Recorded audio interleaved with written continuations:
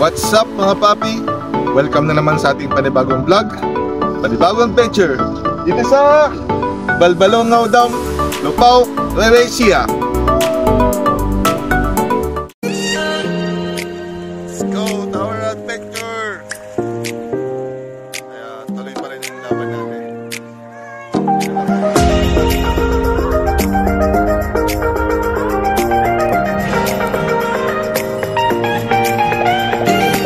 Ang Balbalongaw Dam ay bagong proyekto ni President Bongbong Marcos na pinasinehan 2 months ago.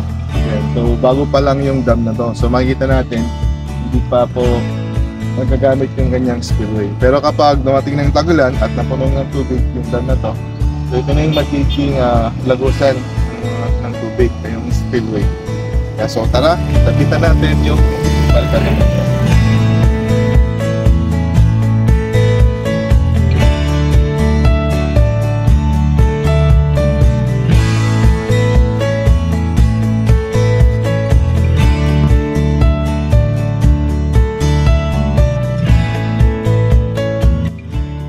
So mga papi, ito yung spillway ng Balbalongaw.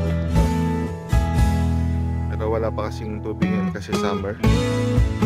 So ito yung magiging spillway ng Balbalongaw.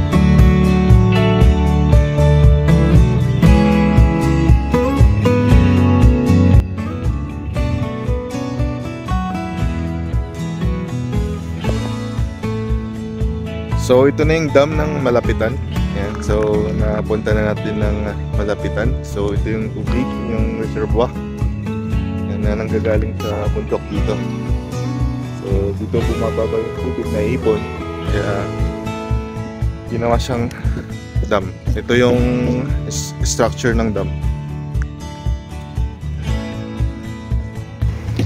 Oops, may pa-flying cake si Papi ah.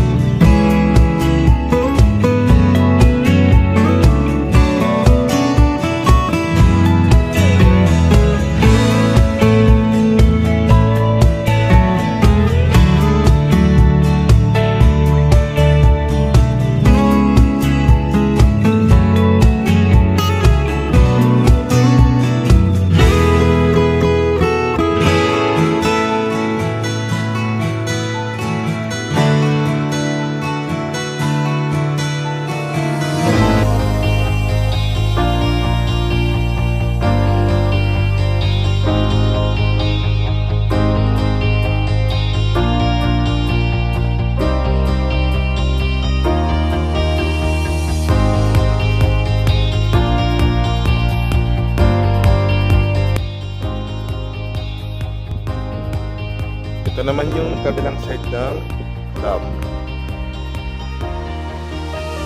So bawal maligo dito. Hindi pwede.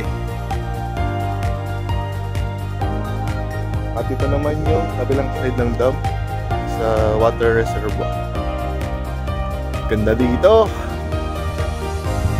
So bago lang yung dam na to, kaya you must visit this place. Ayan, dito lang yan sa Lupao, Nueva Ecija. Yung bagong project ni BBM at kasama ko rin si Happy. Ayan, sa aking tour guide. Ayun lang, pangalan ko Papi J. Ayan, si Papi J. Yun. Shoutout ka na, Papi. Shoutout mga Papi. Ayan, shoutout daw sa mga wave underbone sa Ilocos.